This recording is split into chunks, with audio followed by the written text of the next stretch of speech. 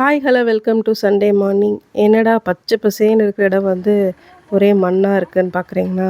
ஏன்னா உழவு ஓட்டி மழை பெஞ்சிட்ருக்குங்க 2 3 நாளாக. அதுக்காக மக்காச்சோளம் விதை போட்டுட்ருக்காங்க. ஸோ இப்போ போட்டால் தான் தை மாதம் அறுவடை பண்ணுவாங்க. சூப்பராக இருக்குங்க. ஸோ அழகாக பாருங்கள், 2 3 நாள் நல்லா உழவு ஓட்டிட்டு அப்புறம் விதை போட்டதுக்கப்புறம் நல்லா உழவு ஓட்டுறாங்க.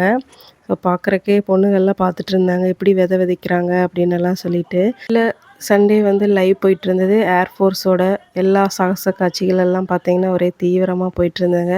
பார்க்கவே ரொம்ப நல்லா இருந்தது. பொண்ணுங்கள்லாம் பார்த்துட்டு இருந்தாங்க, இவ்வளோ போர் விமானங்கள் இந்திய நாட்டில் இருக்குதா அப்படின்னு சொல்லிட்டு. அது எவ்வளோ அழகாக வானத்தில் சாகசமெல்லாம் பண்ணாங்க. ஸோ நானும் பார்த்தீங்கன்னா கிச்சனில் நீட்டாக கொஞ்சம் க்ளீன் பண்ணிவிட்டு மார்னிங்க்கு தோசையும் இட்லி பொடியும் தொட்டு பொண்ணுங்களுக்கு கொடுத்துட்டேங்க. இது எனக்கு சுட்ட தோசை, அதனால் கொஞ்சம் பிஞ்சு பிஞ்சு சுட்டால் பரவாயில்லைன்னு. அவங்களுக்கெல்லாம் தான் பர்ஃபெக்டான தோசை தேவை. எனக்கு சிம்பிளாக ஏதோ ஒரு தோசை நான் சுட்டுருவேங்க. ஏன்னா ஃபைனலாக நமக்கு சுடும்போது போர் அடிச்சிடும். ஸோ நீயா நானாலேயும் பார்த்தீங்கன்னா இன்றைக்கி ஒரு நல்ல டாபிக் இருந்தது. ஸோ எல்லாமே பார்த்தீங்கன்னா ஃபுட் ரிலேட்டட் டாபிக் தான்.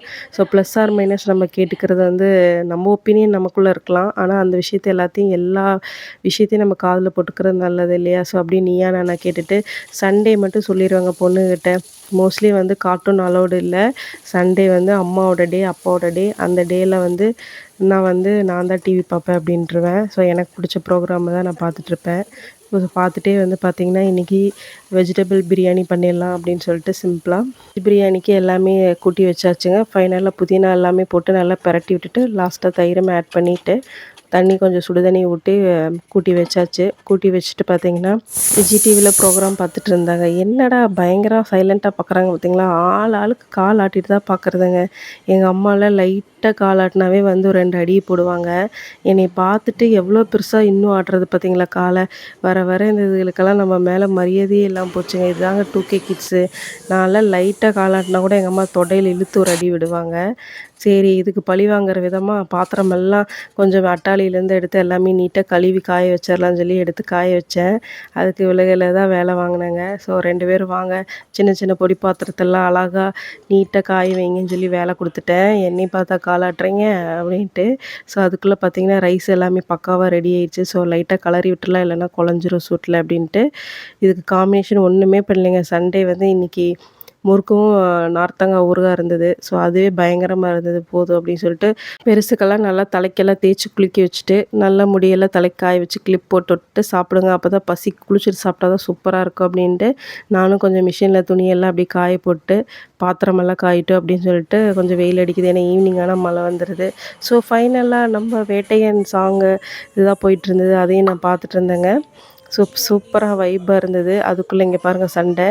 நேராக சோஃபாவில் இடம் இல்லைன்னு சொல்லிட்டு நான் தரையில் உட்காந்து பார்த்தேன். தரைக்கு வந்தால் இங்கே பாருங்கள், என் மடியில் யார் படுக்கிறதுன்னு சொல்லிட்டு ஒரே சண்டை. அது சிறுசு பார்த்திங்கன்னா காலை என் மேலேயா உடம்பு தரையிலையா இப்படி தான் தூங்குவேன்னு சொல்லிட்டு அவங்க அக்காவை நீ எப்படி அம்மா மேலே தூங்கலான்னு சொல்லிட்டு அங்கே வரங்க முடியை பிடிச்சி இழுத்துட்ருக்கா. இதே ரவுஸ் தான் போச்சு. சிறுசு இன்னும் பார்த்திங்கன்னா இதே வேலை தான். என்கிட்ட படுக்கக்கூடாது, அவங்க அக்கா உட்காரக்கூடாது அப்படின்ட்டு ஃபைனலாக தலைவர் வைப் பண்ணாருங்க. தலைவரோட ஸ்பீச்சு கேட்குறக்கு, அவரோட டான்ஸ் பார்க்குறக்கு தான் நானும் வெயிட் பண்ணிகிட்டு இருந்தேன். என்ன தான் நம்ம எத்தனை பேரோட ஃபேனாக இருந்தாலும் இவரை நம்ம நம்ம தமிழ்நாட்டுக்கு பெருமை சேர்த்தவர் ஆக்டிங்கில். ஸோ அவரை நம்ம என்றைக்குமே மெச்சிக்கணும் இல்லைங்களா? ஸோ ரெஸ்பெக்டாக அவரோட ஸ்பீச்செல்லாம் நான் கேட்டிருந்தேன். ரொம்ப அமிதாப் பச்சன் ஸ்டோரியெல்லாம் சொல்லிகிட்டு இருந்தார். பொண்ணுங்களும் அப்படி ஹோம்ஒர்க் பண்ணிகிட்டு இருந்தாங்க. சின்னவ பார்த்திங்கன்னா ஸ்டோரியெல்லாம் ரீட் பண்ணிகிட்டு இருந்தா. நைட்டு சாப்பாட்டுக்கும் தோசைக்கு தேங்காய் துவையல் அரைச்சேன். அப்படி டீ குடித்தாங்க. தேங்க்யூ.